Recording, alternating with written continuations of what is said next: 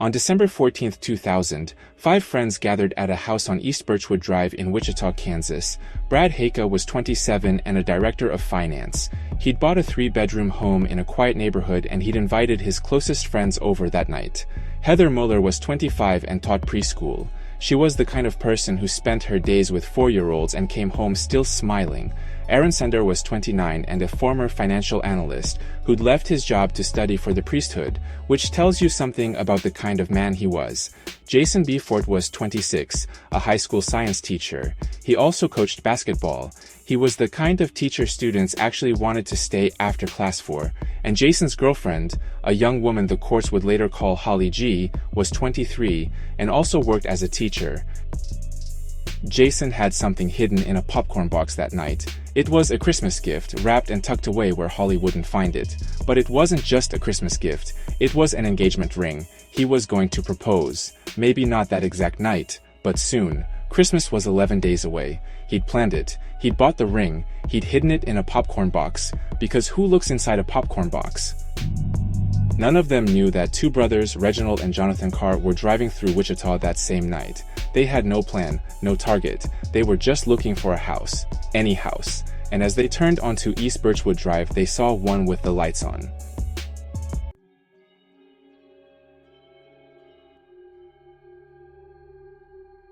Reginald Carr was 23 years old. His brother Jonathan was 20. They'd grown up in Dodge City, Kansas, a town 3 hours west of Wichita, famous for Boot Hill and absolutely nothing else.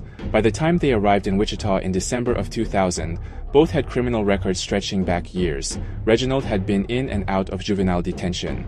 Both had been charged with theft, burglary, assault, but nothing that had stuck for long enough to keep them off the streets. And now they were escalating fast.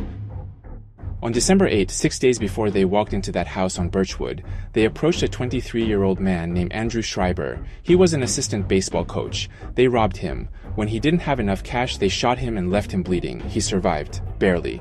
3 days after that, on December 11th, they spotted a 55-year-old woman named Ann Walenta getting into her car. She was a cellist, a librarian. She saw them approaching and tried to escape. They fired 3 shots into her car as she drove away. One of the bullets struck her spine. She was paralyzed from the waist down. She'd spend the next 3 weeks in a hospital bed, and on January 2, 2001, she died from a blood clot caused by her injuries. The Carr brothers had just committed their first murder, and they didn't even know it yet.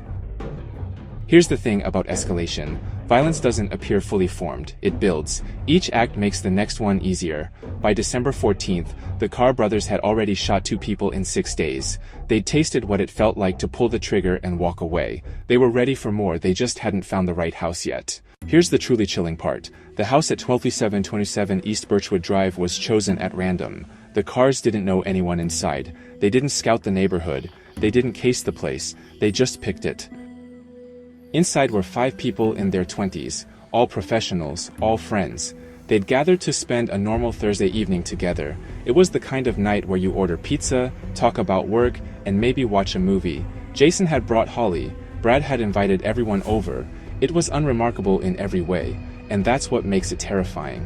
There was nothing special about that night, nothing that marked it as dangerous. They were just 5 friends in a house with the lights on. The Carr brothers broke in sometime after dark. They were armed. They forced all 5 to strip naked. They bound them. What happened over the next several hours is difficult to describe and impossible to forget. The brothers repeatedly assaulted both women. They forced the men to perform indecent acts with the women. They forced the women to perform indecent acts with each other. They ransacked the house, searching for anything of value. They found credit cards, ATM cards, and they found Jason's popcorn box, the engagement ring. Then they forced all 5 into Jason Befort's truck and drove them to ATMs across Wichita. One stop, then another, draining every account they could access. They had the pins now because when someone holds a gun to someone you love, you give them whatever they ask for. The friends did everything they were told. They cooperated. They stayed calm. They gave them the money. Because surely, after you've been robbed and after they've taken everything, they let you go. They didn't let them go. The clock starts the moment they get back in the truck after the last ATM. Because the Carr brothers aren't driving back to Birchwood, they're driving north, out of the city, past the last streetlights, into the dark. They're heading to the Stryker Soccer Complex, a closed facility on the outskirts of Wichita. 23 empty fields, no houses nearby, no lights, no one around for miles. It was December in Kansas. The temperature was below freezing. Snow covered the ground. The brothers forced all 5 out of the truck. They made them walk into the field. Then they made them kneel. Brad, Heather, Aaron, Jason, Holly, 5 people, kneeling in the snow, naked, freezing, terrified. And one by one Reginald and Jonathan Carr walked behind them and shot each one in the back of the head. Brad Haka died instantly. Heather Muller died instantly. Aaron Sander died instantly. Jason Befort, the man who was going to propose, also died instantly. Then they shot Holly G. Then they got back into Jason Befort's truck, drove it over the bodies and left. Holly G should have died in that field, but she didn't. The bullet that was meant to kill her struck a plastic barrette in her hair. Instead of entering the base of her skull, the kill shot the Carr brothers had delivered to 4 of her friends. It entered the side of her head and deflected just enough for her to survive. She regained consciousness sometime later. She was naked. She was freezing. The temperature was below 30 degrees. She was bleeding from a gunshot wound to her head. Around her in the snow were the bodies of her 4 friends. Holly G stood up and she started walking. She walked for more than a mile, through snow, through fields, naked, bleeding, with a bullet in her head. She walked until she saw the lights of a house in the distance. The couple who lived there took her in. They wrapped her in blankets. They called for help. But before Holly let them call an ambulance and before she allowed herself to be taken to a hospital, she described her attackers. She described 2 black males that were brothers. One was named Reginald and the other was named Jonathan. She told the police everything she could remember, every detail, every face. She made sure they knew exactly who to look for. Only then did she let them take her to the hospital. She later discovered she'd contracted a STD from one of her assailants. And when she was finally able to return to the house on Birchwood Drive, the house where she'd spent a normal Thursday evening with the man she loved, she found that the Carr brothers had come back after the executions. They'd ransacked the place again, took whatever they'd missed the first time. They'd also harmed her dog. Police captured Reginald and Jonathan Carr the next day. Andrew Schreiber, the assistant baseball coach they'd shot 6 days earlier, identified Reginald from his hospital bed.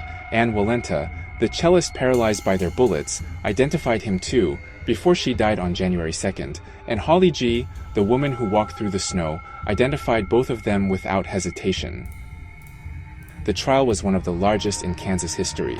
The Carr brothers were charged on 113 counts: kidnapping, robbery, rape, 4 counts of capital murder for Brad, Heather, Aaron, and Jason, and 1 count of first-degree murder for Ann Walenta. In October 2002, both were convicted on nearly all counts. Both were sentenced to death. But that wasn't the end. In 2014, the Kansas Supreme Court overturned the death sentences. The reasoning was procedural. The court ruled that the brothers should have had separate sentencing hearings rather than a joint one. The decision was appealed to the United States Supreme Court. In January 2016, the U.S. Supreme Court reversed the Kansas ruling by an 8-1 vote. The death sentences were reinstated. But the legal battles didn't stop there. In 2022, more than 20 years after the murders, the Kansas Supreme Court once again affirmed the death penalty for both brothers. Reginald and Jonathan Carr remain on death row at the El Dorado Correctional Facility in Kansas. No execution date has been set. 5 people were killed. 2 more were wounded. A city was terrorized for a week, and one 23-year-old woman, a teacher who'd been essayed, shot in the head, and left for dead in the snow, walked for more than a mile to make sure the men who did it would never walk free. Holly G. didn't just survive. She delivered the testimony that put 2 killers on death row. The Wichita Massacre is a chilling reminder of how dark and ruthless humans can be. If you want more horrifying stories about real human monsters, then please like this video and subscribe to our channel. And don't forget to follow us on social media where you'll get the latest images, news, and updates.